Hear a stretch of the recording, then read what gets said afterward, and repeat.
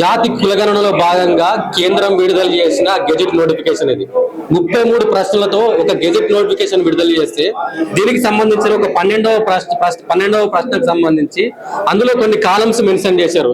ఇది SC ST BC SC ఎస్టీకి సంబంధించి ఆ కాలంలో ఓబీసీకి సంబంధించిన అంశమే లేదని చెప్పేసి పెద్ద ఎత్తున జాతీయ బీసీ కుల సంఘాలు ఆవేదన వ్యక్తం చేస్తున్న పరిస్థితి కనిపిస్తుంది. మనతో పాటు జాదుల శ్రీనివాస్ గౌడ్ అని ఉన్నాడు. అన్న ఏంది అసలు ఏంది చింపేసిర్రు ఈ మినిస్ట్రీ ఆఫ్ హోమ్ అఫైర్స్ విడుదల చేసిన గెజెట్ ని ఎందుకు అసలు? ఇప్పుడు కేంద్ర ప్రభుత్వము ఏప్రిల్ 30వ తేదీ 2025 నాడు ఢిల్లీలో కేంద్ర కేబినెట్ సమావేశం జరిగింది. అందులో స్పష్టంగా ఈ దఫా జరిగేటువంటి ఇప్పటి వరకు దేశంలో స్వాతంత్రం వచ్చిన తర్వాత 16 సార్లు జాతి జనగణన జరిగింది. 17వసారి జాతి జనగణన చేస్తున్నాం. ఈ జాతి జనగణనలో కులగణన కూడా చేపడతామని చెప్పి కేంద్ర కేబినెట్ సమావేశం నిర్ణయించి ఇవాళ ఆ దిశగా ఈ జనగణనకు సంబంధించి 1000 కోట్ల 1100 కోట్ల బడ్జెట్ విడుదల చేసింది. ఆ తర్వాత 1 కోటి మందికి పైగా ఎన్యూమరేటర్స్ కూడా నియమించింది. ఈ జనగణనను 2 దఫాలుగా 2 స్టేజ్లలో ఈ జనగణన నిర్వహిస్తాం. మొదటి దఫలో ఫస్ట్ ఫేజ్లో ఇంట్ల సంఖ్య లెక్క పెడతాం. సెకండ్ ఫేజ్లో జనాభా లెక్కలు తీస్తాం. ఆ జనాభా లెక్కల్లో కులగణన తీస్తామని చెప్పింది. ఇలా మొదటి దశలో భాగంగా ఏప్రిల్ 1వ తేదీ 2026 ఈ వచ్చే ఏప్రిల్ 1 నుంచి దేశవ్యాప్తంగా ఇంటి నెంబర్లు ఇండ్ల సంఖ్య ఎంత ఉందో తేల్చబోతుంది. దానికి సంబంధించినటువంటి కేంద్ర ప్రభుత్వం హోం మంత్రిత్వ శాఖ ఆధ్వర్యంలో ఈ గెజెట్ నోటిఫికేషన్ విడుదల చేసింది. ఇందులో 33 ప్రశ్నలు విడుదల చేశారు. ఈ 33 ప్రశ్నల్లో ఇలా రకరకాల క్వశ్చన్స్ అడిగారు.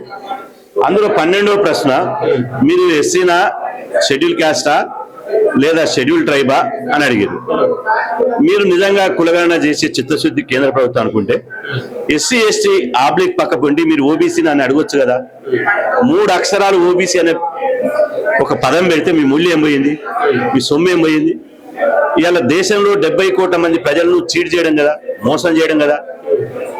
నాటి మండల కమిషన్ నుంచి మొదలుకొట్టి ఇప్పటి వరకు అన్యాయం చేస్తారు కదా.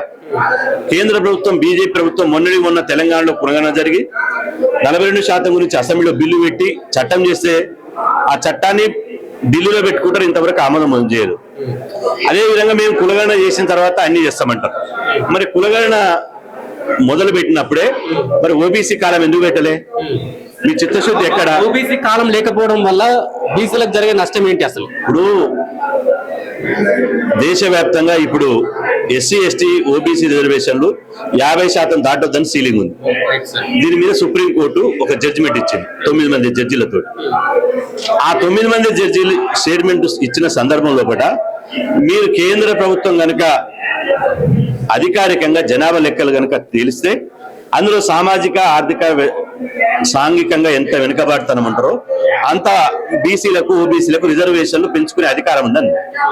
ఈ కేంద్ర ప్రభుత్వం కనుక జనాభా లెక్కల్లో కులగణన తీస్తే బీసీ లెక్కలు తీస్తే రేపు 50% పరిమితి ఎత్తిపోయి ఎస్సీ ఎస్టీలకు ఎట్లయితే ప్రపోర్షనలిటీ రిప్రజెంటేషన్ రిజర్వేషన్ దక్కుతుందో ఓబీసీలకు కూడా రిజర్వేషన్ దక్కే అవకాశాలు ఉంటుంది. అది చట్టబద్ధంగా రాజ్యాంగబద్ధంగా.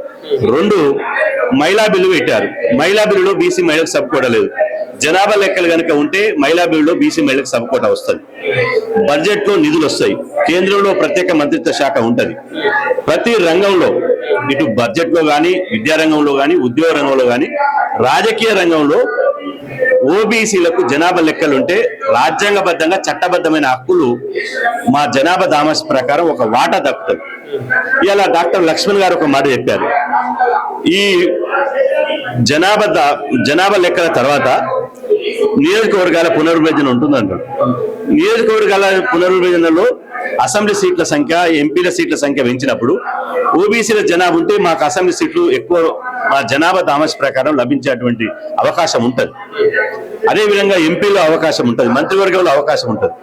యాచించే కాకుండా శాసించే విధంగా మాకు ఒక రాజ్యాంగబద్ధంగా ఒక హక్కుగా ఈ దక్కేటువంటి అవకాశం ఉంటుంది. నువ్వు జనాభా లెక్కలే లేనప్పుడు ఇప్పుడు ఉన్న 27% కూడా నిలిచేటువంటి అవకాశం లేదు. ఇప్పుడున్న 27% మొదటికే మోసం వస్తుంది. మొదటి ఇప్పుడు ఈ 27% కూడా సుప్రీంకోర్టు ఒక మాట చెప్తుంది. ఈ 27% కూడా ఏ ప్రతిపదిక మీద మీరు ఫిక్స్ చేశారు? మీ జనాభా ఎంత? అసలు ఓడు అంటున్నాడు బీసీలు 20% ఎవరు అంటున్నారు. అసలు 20% ఉర్రా, 27% ఉర్రా, 50% ఉర్రా, ఎంత ఉర్రు లెక్క కావాలి కదా. ఆ లెక్క లేనప్పుడు 27% ఎట్లా ఫిక్స్ చేసిర్రు అన్నాడు. అందుకని రాజకీయ రంగంలో ఏం చేసింది, ఎస్సీ ఎస్టీలకు జనాభా ప్రకారం ఇచ్చి మిగిలింది 50% పరిమితి దాటకుండా బీసీలకు ఏమన్నారు. అందుకని బీసీలకు 10%, 15%, 18%, 22% రిజర్వేషన్ దక్కుతుంది. కాబట్టి దీనికి శాశ్వత ప్రతిపదిక ఓబీసీలకు దేశంలో న్యాయం జరగాలంటే, ఈ దేశంలో సామాజిక న్యాయం అమలు కావాలంటే, ఈ దేశంలో సబ్బండ వర్గాలకు సమన్యాయం, సమాన పంపిణీ, సమాన వాటా దక్కాలంటే దీనికి ఏకైక పరిష్కార మార్గం సమగ్ర కులగణన జరగాలి.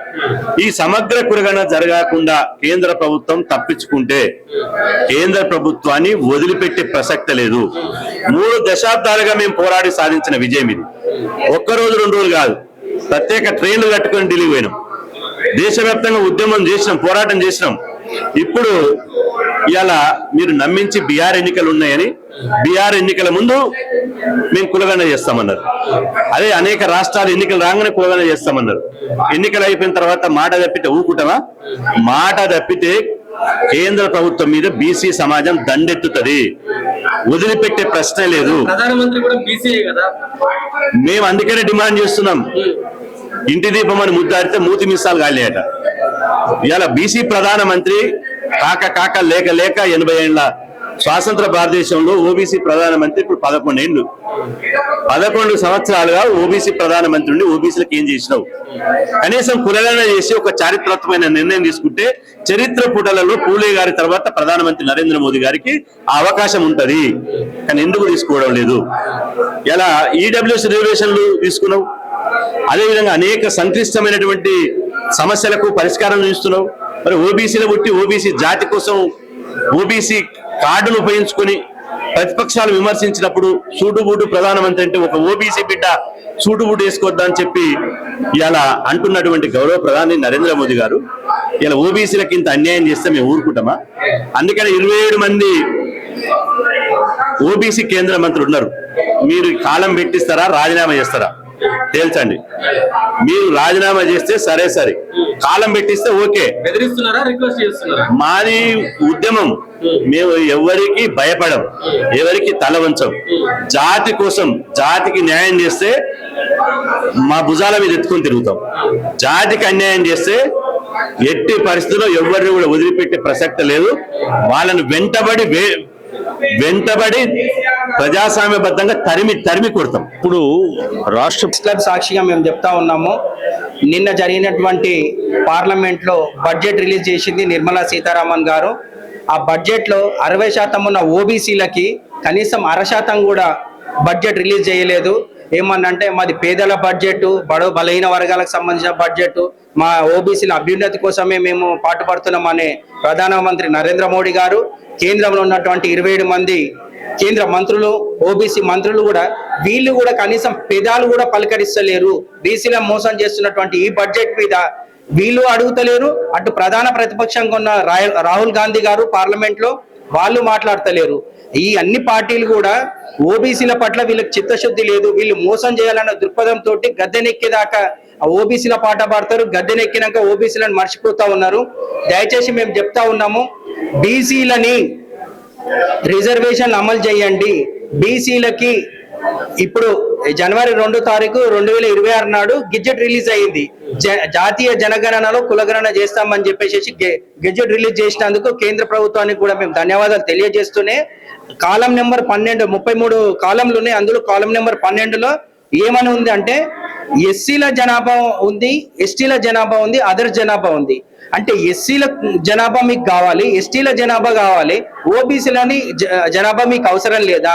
ఓబీసీలను కూడా జనాభాలో పెట్టండి, ఓబీసీలను కూడా కులగణన చెయ్యండి. ఓబీసీలు ఈ భారతదేశంలో మేము అంటా ఉన్నాం 70 కోట్ల మంది మేము ఉన్నామంటున్నాము. ఎంతమంది ఉన్నారు అనేది మీరు లెక్క తేల్చండి. మీరు అధికారంలో ఉన్నారు కదా, మీరు లెక్క చేసి మీరు ఎంతమంది ఉన్నారో మీరు చెప్తేనే కదా. మీరు జనాభాని ఓబీసీ జనాభాని కులగణన చెయ్యండి.